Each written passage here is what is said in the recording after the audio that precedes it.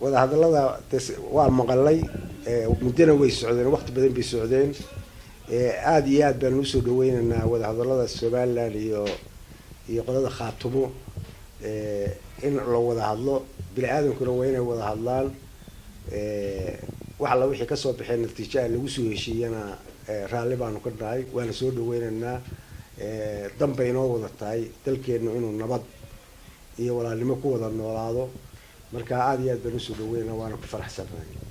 kale waxa uu ka hadlay go'aamada hordhaca ee heshiiskan laga soo saaray waxay ka tarayeen deegaanada Buuhoodlo inta badan xaaladda waxbarasho la'aaneed iyo mid caafimaadba ka taagneed waxaana uu yiri waxaan filaynaa waxa weeye mar haddii wada hadal bilaabmeen waxa weeye wada hadaladii nabadda waxbay ka taraysaa waxay rajaynaynaa waxa weeye inay halka ku soo afkoodo colaadii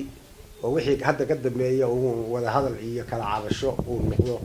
laakiin inay meeshii uu ka baxdo kacanka hadal iyo dhibaato kale ayaan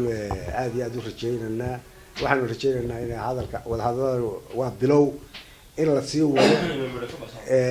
in midho ka soo baxaan waxa weeye tan waa bilow in la sii wado oo lagu sii dhiirado oo markaa la soo afjaro halkaan ay ku soo afjaranto dhibaatooyin ka jiray gobolada bariga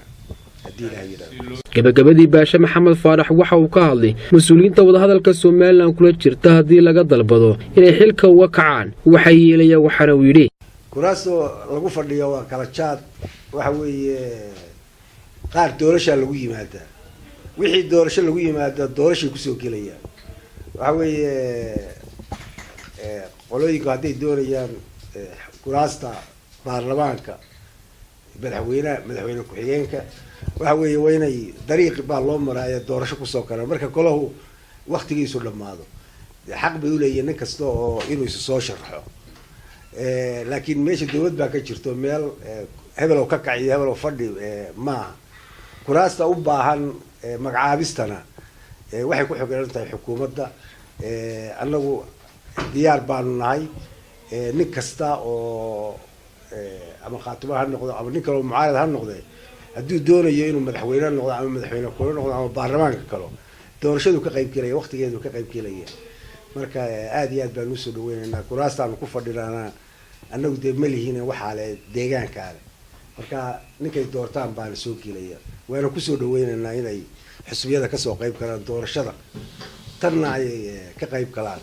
marka aad iyo aad baan u soo dhaweynaynaa kuraastana haddii aan uga kici karo waa kacana haddii dastuurka la bedelo la yiraahdo baarlamaanka uga kaca waa uga kacana haddii faa'iido lagu helay